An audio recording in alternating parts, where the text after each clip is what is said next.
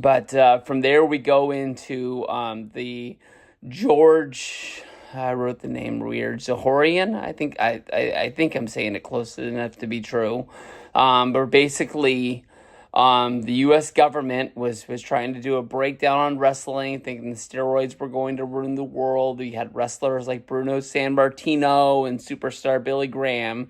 You will notice that through every scandal that they talk about, the wrestlers at the time that loved to go on Donahue, that loved to go on Geraldo, that would do the inside editions, the hard copies, it'd always be Bruno Sammartino, it'd always be superstar Billy Graham. It didn't matter what scandal it was.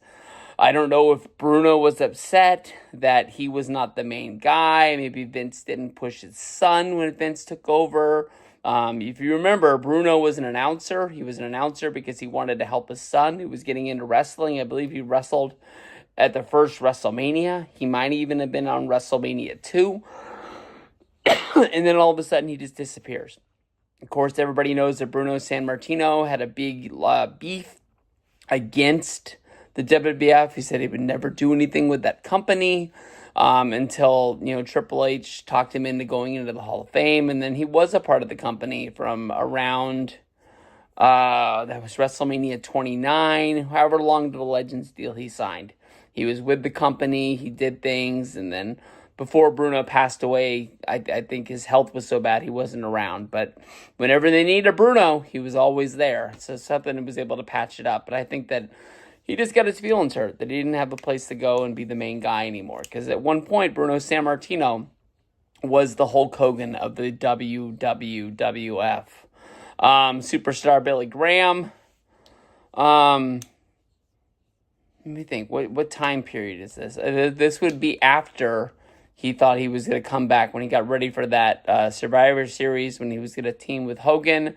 Then he ended up getting replaced, I think, by Ken Patera, if I remember right. This is the first Survivor Series. This is 1988. So I guess, Vince didn't have anything. Superstar wasn't that good of an announcer, so they let him go. So I think Superstar Billy Graham, because until his dying day, he never really had anything good to say. They tried their best to patch it together. They put him in the WWF Hall of Fame, I believe, at WrestleMania 20. But even after then, they just never had a really good relationship. From there, we go into the Steroid Trial. They never mentioned the fact that Vince actually reached out and got Jerry Jarrett to join the company, with the thought of if he went to jail, that basically Jerry Jarrett was going to be the guy to step up and run the company. But I did not hear the quote that I've heard 1,000 times on the trailer for this, with USA, basically their president coming out and saying that if Vince would have lost the Steroid Trial, they would have canceled WWF and they would have lost their USA cable deal. From there, the war really starts to jump on them. I mean, everything that we've said, from steroids, the Jimmy Snuka trial, Ring Boy stuff, everything in the news about Pat Patterson, Rita Marie, basically everything is about to build up on them. When the deck is stacked against them, basically Hulk Hogan at the time doesn't really know what's going to be going on with Vince. He thinks that maybe he'll go off to Los Angeles and start making some Hollywood movies, where he does Suburban Commando as well as he does The Nanny.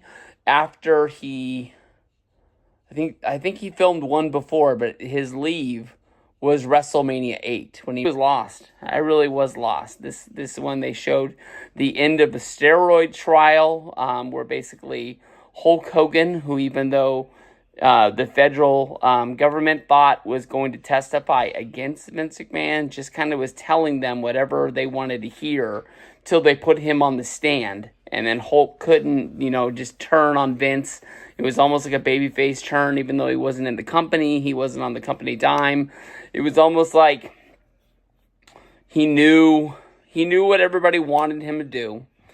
but he couldn't turn heel against the guy that gave him everything that he has in the world as of today. Who knows what would have happened if after Rocky 3 with Thunder Lips, if he would have got more acting jobs, if he just would have made the AWA blow up. But if that guy never would have brought him into the WWF and started pumping the Hulkamania and the Hulkamania shirts, done the rock and wrestling thing, WrestleMania, and that, I mean, it just printed money. And even though, like, now Hogan isn't really looked at as the same kind of a star, he was one of the biggest stars in the world, period. Watching wrestling or not, you knew who Hulk Hogan was.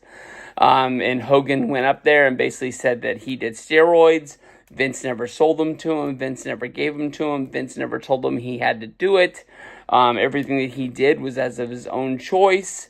And the federal government lost their case against Vince McMahon. Vince went back to running the WWF. There was never a turnover to the Jarretts. And they just picked up and they tried to move on like nothing had ever happened, even though they had no Hulk Hogan, and it was the star that was going to be happening to replace. The first guy that they tried to do was Lex Luger with Lex Express, where he went in there and he body slammed Yokozuna on the U.S. Intrepid, and then that boosted his title shot for SummerSlam. Even though he won the match due to count out, there was a stipulation that he would never get another title shot if he didn't win it there. So he ended up having to win the Royal Rumble, which was the big WrestleMania 10 storyline.